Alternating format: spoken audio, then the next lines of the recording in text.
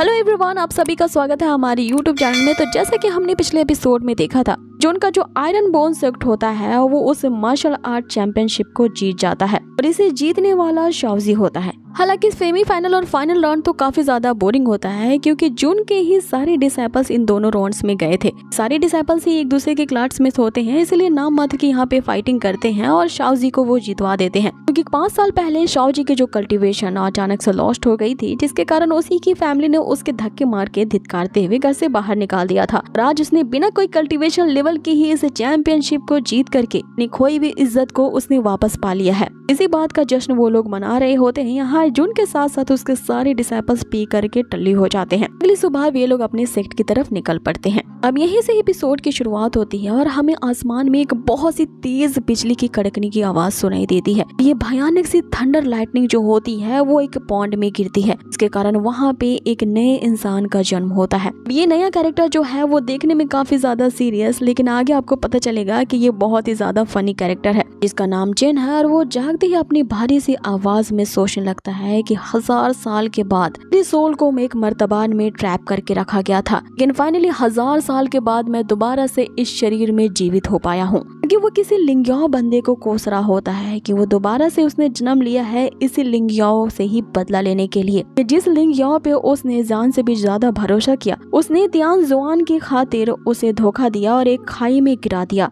जिसके कारण उसकी मौत हो गई। और फिर उसकी ये जो सोल है वो 1000 साल तक एक मर्तबान में कैद रही। लेकिन फाइनली आज मैं एक नाइट एम्परर के रूप में जाग चुका हूँ और अब तुमसे बदला लेने के लिए मुझे सालों इंतजार नहीं करना होगा। अब ये सारी बातें वो अपने मन में ही कर रहा होता है, लेकिन जब वो अपनी आवाज से यहाँ चिल्लाने की कोशिश करता है तो उसे पता चलता है कि उसे बॉडी तो मिली है, लेकिन उसकी आवाज जो है वो किसी लड़की की तरह एकदम महीन है। अपनी ही आवाज से यहाँ पे चिढ़ हो रहा होता है, लेकिन वो इतना ज्यादा बदला लेने के लिए डिस्प्रेस था कि वो इस आवाज को भी एक्सेप्ट कर लेता है। आगे वो पूरा नंगा होता हुआ यहाँ अपने आप से ही प्रण करता है, आज के बाद से इस वर्ल्ड की कोई भी ताकत मुझे इस लिंग्याओ से बदला लेने के लिए नहीं रोक पाएगी। लेकिन तभी उसके इस प्रतिज्ञा के बीच में ही एक उड़ती हुई फुटबॉल उसके चेहरे को हिट करती है। वो थोड़ी देर पहले तो ये डिंगे हाँक रहा होता है कि कोई भी दुनिया की ताकत उसे रोक नहीं पाएगी, लेकिन एक बॉल के हिट होते ही वो वहाँ बेहोश पड़ा होता है। अब इस फुटबॉल से खेल रहा होता है वो सुमो। जैसे ही उसकी बॉल किसी दूसरे को हिट करती है वो उसे देखने के लिए आता है और उस चेन को वहाँ पे नंगा देख करके इनमें से किसी को भी हैरानी नहीं होती। गिल्ली पूछता है कि अब इस बंदे का क्या करे। फिर जुनू से कहता है कि देख नहीं रहे हो कि इस बंदे को यहाँ पे इस जंगल बेहड़ में किसी ने लूट लिया है, तो चलो इसकी भी मदद की जाए, इसे हम अपने साथ अपने सेक्ट ले जाएंगे। अब आगे उस चेन को एक फटे पुराने बोरी में लपेटा जाता है और उसे ये सब टांग टूंग करके अपने सेक्ट में ले आते हैं। अब इधर सेक्ट के जो बाकी के डिसाइपल्स होते हैं वो लीडर जुन का और बाकी के चैंपियनशिप जीतने वाले डिसाइपल्स का काफी अच्छे से स्वागत करते हैं, क्योंकि उस कंपटीशन में जीतने की खबर इन तक पहुंच चुकी थी। ये सारे डिसाइपल्स यहाँ बहुत अच्छे से इनका वेलकम करते हैं। सेक्ट की जो लड़कियां होती है वो तो पूरी तरह से यहाँ पे ली पे फ्लैट हो चुकी थी। इसके आते ही वो उसे अपने प्यार का इजहार करते हुए कहती है कि मैं तुम पे तो फ्लैट हो गई हूँ, इसलिए मेरे ऑफर को कंसिडर करना। आगे जो सुमो होता है वो डोरा को देख करके काफी ज्यादा खुश हो जाता है, ये कहते हुए कि सेक्ट के बाहर का खाना तो काफी ज्यादा बुरा था, मैंने वहाँ पे सिर्फ तुम्हारे खाने को बहुत ही ज्यादा मिस किया। हालांकि ये सिर्फ 2 ही दिन के लिए सेक्ट से बाहर गए थे, लेकिन सभी डिसाइपल्स एक दूसरे से इस तरह से मिल रहे होते हैं जैसे कि जन्म जन्मों से नहीं मिले हैं। इनका ये जो मिलाप सीन होता है वो काफी ज्यादा ह्यूमरस होता है। इनके इस मिलान के चक्कर में वो जो नया बंदा जेन होता है उसकी बॉडी के तो लाश की तरह इधर उधर फेंका जा रहा होता है। जून यहाँ इनकी इस अफरा तफरी को देख के कहने लगता है कि इस सेक्ट के मास्टर और जिसने चैंपियनशिप जीता है इसे तो कोई पूछ ही नहीं रहा। आगे शाओजी यहाँ जून से पूछता है कि इस नए बंदे का क्या करना है, जिसपे जून उसे कहता है कि फिलहाल के लिए इसे डिसाइपल्स के रूम में ले जाकर के फर्स्ट एड दो, इसे होश आ जाएगा तब इसे नाम पता पूछा जाएगा और इसे हमारी सेक्ट को ज्वाइन करने के लिए ऑफर दिया जाएगा। अब आगे उस नए बंदे चेन को यहाँ पे होश आता है और वो अपने आप को देखा है कि इसने किस तरह के बेहुदा से कपड़े पहने हैं। हिप हॉप स्टाइल में उसे ड्रेसिंग करा दी जाती है, जिसे वो बिल्कुल भी पसंद नहीं करता। आगे वो उठते ही कहता है कि आखिर ये मेरा मुंह क्यों दर्द हो रहा है। तब उसे याद आता है कि उस पे तो किसी ने एक हिडन वेपन से अटैक किया था। वो उस फुटबॉल को हिडन वेपन कह रहा होता है। आगे वो ये सोचते हुए बाहर निकल रहा होता है कि मैं एक 9th लेवल का इंपीरियर हूँ। उसे इस तरह से बेहुदे कपड़े पहना दिए गए हैं। लगता है कि वो जानता नहीं है कि राज घराने वाले को किस तरह से ट्रीट किया जाता है। आगे वो अपनी शाही चाल चलते हुए इस जगह से निकलने के बारे में सोचता है, क्योंकि उसका आगे का प्लान ये होता है कि एक ऐसी जगह की तलाश की जाए जहाँ पे स्पिरिचुअल एनर्जी बहुत ही ज्यादा मात्रा में हो, ताकि वो अपनी कल्टीवेशन की प्रैक्टिस स्टार्ट कर सके। क्योंकि रिबॉर्न होने के बाद उसे ये जो नई बॉडी मिली है, इस बॉडी की स्पिरिचुअल रूट्स काफी ज्यादा लो क्वालिटी की है। साथ ही इस बॉडी की कल्टीवेशन लेवल जो है वो काफी ज्यादा वीक है। इस बंदे की बॉडी ने, जिसमें वो दोबारा से रिबॉर्न हुआ है, इसने तो अभी तक अपने पल्स मेरिडियन को भी ओपन नहीं किया है। आगे ये सोचते ही वो जैसे ही दरवाजा खोल के बाहर निकलता है, वही फुटबॉल एक बार उसे फिर से चेहरे पे हिट करती है, जिससे वो फिर से बेहोश होकर के नीचे गिर जाता है। सुमो वहाँ पे आता है और कहता है कि लगता है मास्टर, मैंने फिर से किसी और को ठोक दिया है। आगे यहाँ चेन यहाँ उठते ही कहता है कि आखिर किसकी मजाल हो गई जो कि एक 9th लेवल के एम्पायर के खिलाफ इस तरह से प्लॉटिंग कर सके। कौन है जो हिडन वेपन से मुझ पे बार बार अटैक कर रहा है। बेचारा ये कहते ही उठने की कोशिश कर रहा होता है कि जुन के दरवाजा खोलते ही से फिर से वही चेहरे पे एक बैम अटैक लगता है। यहाँ जुन ढूंढने लगता है कि अरे वो बंदा कहाँ गया जिसे हमने इस रूम में ठहरने के लिए रखा था, कहीं वो चला तो नहीं गया। लेकिन जब वो कराहने की आवाज सुनता है तो उसे पता चलता है इसी बंदे की उंगलियों को वो तो अपने पैरों तले कुचल रहा है। आगे जुन उसे कहने लगता है कि तुम्हें किसने कहा था जमीन पे सोने के लिए, क्या तुम्हें पता नहीं है कि बेड पे इंसान सोते हैं। अब आगे जुन उसे सवाल जवाब पूछ पाता वो जो चेन होता है, यहाँ अपनी महीन से आवाज में उससे करते हुए कहता है कि तू कौन है। जुन यहाँ सोचने लगता है कि ये तो उम्र में मुझसे भी ज्यादा छोटा है, लेकिन इसके ठाठ तो देखो, ऐसे बात कर रहा है जैसे 100 साल का एक एल्डर हो। लेकिन इसके चेहरे से मुझे लग रहा है कि बेचारा काफी ज्यादा उदास है। तो चलो इसकी उदासी मैं दूर कर देता हूँ, इसे अपने ही सेक्ट में ज्वाइन होने का ऑफर देते हुए। आगे जुन उसे कहता है कि मैं आयरन बोन सेक्ट का लीडर हूँ। आयरन बोन का नाम सुनते ही वो जो चेन होता है जोर जोर से हंसने लगता है कि ये कैसा बेहुदा और बेतुका सा नाम है, और लीडर होते हुए तुम्हें अपने सेक्ट के लिए और कोई दूसरा नाम नहीं मिला। इस तरह के औने पौने और लल्लू पंचू नाम वाले सेक्ट को ना मैं कभी भी ज्वाइन नहीं करूंगा। सोचता है कि ये लड़का इतनी अकड़ दिखा रहा है, इसे एक बार नहीं बल्कि उस फुटबॉल से तो 1000 बार हिट करना चाहिए। लेकिन यहाँ अपने गुस्से को शांत करते हुए वो उसका नाम पता पूछता है। इस पे वो चेन अपनी डींगे हाँकते हुए कहता है कि मैं वो बंदा हूँ जिससे तुझे कभी भिड़ना नहीं चाहिए। आगे वो बखान चालू कर देता है कि मैं ये हूँ तो वो हूँ तो फलाना ढिमका। लेकिन यहाँ वो अपनी तारीफें कर ही रहा होता है कि फिर अचानक से वही फुटबॉल उसी के चेहरे पे दोबारा से हिट करती है और वो फिर से नीचे ढेर हो जाता है। यहाँ सुमो वापस से आता है और मास्टर से कहने लगता है कि क्या मुझे अपनी बॉल वापस मिल सकती है। जुन यहाँ सोचने लगता है कि इस नए बंदे के फेस में तो फुटबॉल को कैच करने की टेक्निक है, तो क्यों ना इसकी टेक्निक को यूज किया जाए। ऐसे भी हमारे मेंस फुटबॉल टीम के लिए एक गोलकीपर की जरूरत है और ये हमारी टीम का अगला गोलकीपर बनेगा कि फेस पे ही गोल करने का टारगेट सारे डिसेबल्स को दिया जाएगा। अब यहाँ चेन को होश आता है तो वो अपने आप को लकड़ी के घोड़े पे बंधा हुआ पाता है। आगे जुन उसे बताता है कि तुम्हारी बॉडी के जो स्ट्रक्चर है वो काफी अमेजिंग है और तुम्हारी हड्डियां कुछ ज्यादा ही मजबूत है, इसीलिए मैंने ये डिसाइड किया है कि आज के बाद से तुम हमारे इस आयरन बोन सेक्ट के नए मेंबर हो। जिसपे वो चेन, जिसके दोनों गाल अब सूज चुके थे, जुन से कहने लगता है कि तुम्हारे सेक्ट को मैं ज्वाइन करूं, इतनी मेरी बुद्धि भ्रष्ट नहीं हुई है। तुम्हारा ये जो सेक्ट है ना, वो मेरे जैसे 9th लेवल के एम्पायर को ज्वाइन करने के लिए क्वालिफाइड नहीं है। ये सुनते ही जो जुन उसे लातों घूंसों से कूटने लगता है, ये कहते हुए कि कौन एम्पायर, कहाँ का एम्पायर, अच्छे से सोच लो, फिर बाद में मैं तुमसे रूड हो जाऊंगा ना तो फिर मुझे कुछ मत कहना।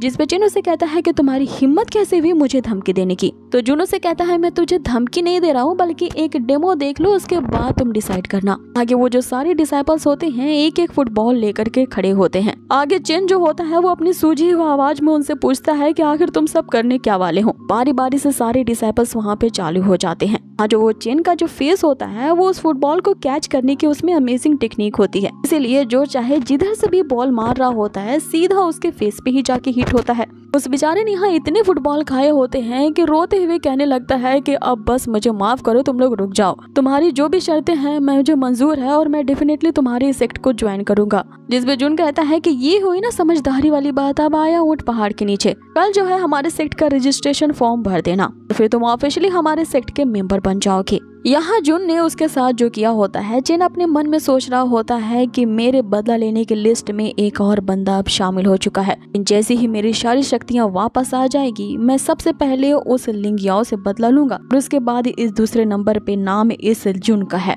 और बस उस दिन का इंतजार करो कि जब मैं अपनी इस बेइज्जती का बदला तुम दोनों से लूंगा। अगले सीन में हमें दिखाया जाता है कि जुन के सेक्ट में अब 2 नए डिसाइपल्स शामिल हो चुके थे। तो उन्हीं की कुक डूडो होती है और उसने भी रजिस्ट्रेशन फॉर्म फिल कर दिया था। दो नए मेंबर्स यहाँ पे सेक्ट में भर्ती हुए हैं। इसकी वजह से डोरा जुन को कांग्रेचुलेट करती है और उसे कंट्रीब्यूशन पॉइंट्स दिया जाता है, जिसके कारण सेक्ट की कंट्रीब्यूशन वैल्यू जो होती है अब 274 तक पहुंच चुकी थी। आगे जुन जो होता है वो उन दोनों को अपनी स्पेशल मार्शल आर्ट की बुक देता है।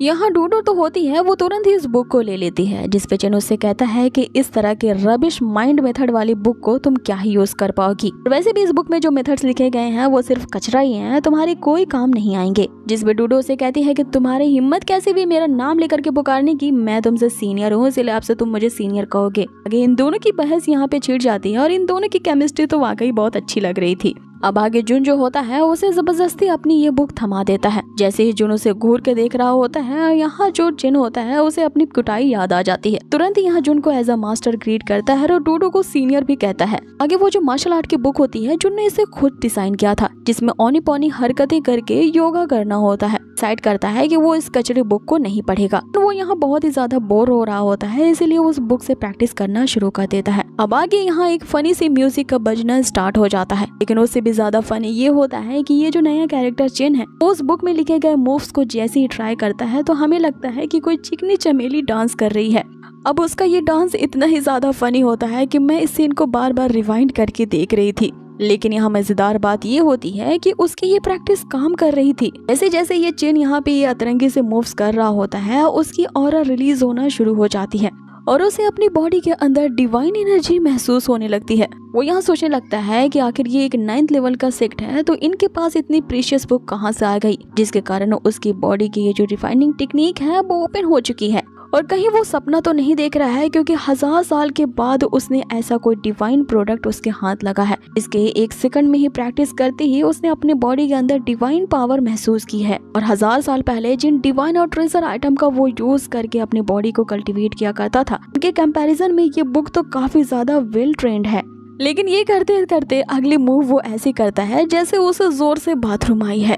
अब ये औनी पौनी हरकतें करके वो सोच रहा होता है कि अगर वो इसी टेक्निक का यूज करता रहे तो वो जल्दी कल्टीवेट करके मार्शल इंपरर रिल्म तक पहुंच जाएगा, वो भी इसी यूजलेस बॉडी के साथ। इस मार्शल आर्ट की प्रैक्टिस करके उस रिल्म में पहुंचना तो इसके लिए बाएं हाथ का खेल है। ये सोचते हुए काफी जोर जोर से हंस रहा होता है कि तभी फिर से वही फुटबॉल आती है और उसके चेहरे पे एक जोरदार हिट करती है। यहाँ वो सोचने लगता है कि मुझे रात में भी तो चैन से प्रैक्टिस करने दो। मेरे फेस में 100% फुटबॉल को कैच करने की टेक्निक है, इसका मतलब ये नहीं कि तुम दिन रात मुझे मारते ही रहो। अब यहाँ सीन चेंज होता है और हम जुन को देखते हैं जो कि डोरा से ये डिस्कस कर रहा होता है कि आखिर उस लिंकॉन सेक्ट ने इतने सारे किलर्स उसे मारने के लिए क्यों ही भेजे होंगे। और जब वो लियांग सिटी में उस कंपटीशन के लिए गए थे तो वहाँ भी कुछ लोगों ने उन पे जानलेवा अटैक किया था, तो आखिर उन किलर्स को किसने भेजा होगा। अब ये सब वो सोच ही रहा होता है कि फिर से उस पे एशेसिन्स का हमला होता है। उनके हमलों को डॉज करते हुए जून एक जगह पे छुप जाता है और फिर उस किलर को मारने के लिए अपनी बुलेट गन से अटैक करता है, जिस पे डोरा उसे ये सजेस्ट करती है कि तुम्हें जल्द ही सिस्टम के मॉल से एक गार्डियन एरे को खरीदना होगा। अगर अपने सेक्ट की तुम सुरक्षा करना चाहते हो तो एक तरह का फॉर्मेशन एरे लगाना होगा, वरना फिर इसी तरह के किलर्स आते और जाते रहेंगे अपनी मर्जी से तुम्हें मारने के लिए। जिस पे जून उसे कहता है कि उस मॉल में तो ये जो एरे है वो सोल्ड आउट हो चुका है। जिस पे डोरा उसे बताती है कि अगर 2nd लेवल के मॉल को दोबारा से रिफ्रेश किया जाए उस फॉर्मेशन एरे को दोबारा खरीदने का चांस मिल सकता है। कि इतने में ही जून को किसी के तेज चिल्लाने की आवाज आती है। अब जैसे ही वो जा करके देखता है, ये देख के शॉक रह जाता है कि यहाँ पे उन किलर्स ने जून को मारने के लिए जो अटैक किए थे, सारे के सारे वो जो नाइफ्स होते हैं वो उस चिन के पिछवाड़े में जा घुसे थे। यहाँ चिन जो है वो कमीने कुत्ते कह के चिल्ला रहा होता है कि यहाँ तो रात में लोग सोने भी नहीं दिया करते, रात के अंधेरे में फेस पे फुटबॉल मारता है, वो तो चाकू उसे अटैक करके भाग जाता है। तो आखिर ये किस तरह का सेक्ट है जहाँ पे सीक्रेटली अटैक्स होते ही रहते हैं, वो भी मुझ पे ही। जिस पे जून उसे कहता है कि तुम सच में लूजर हो।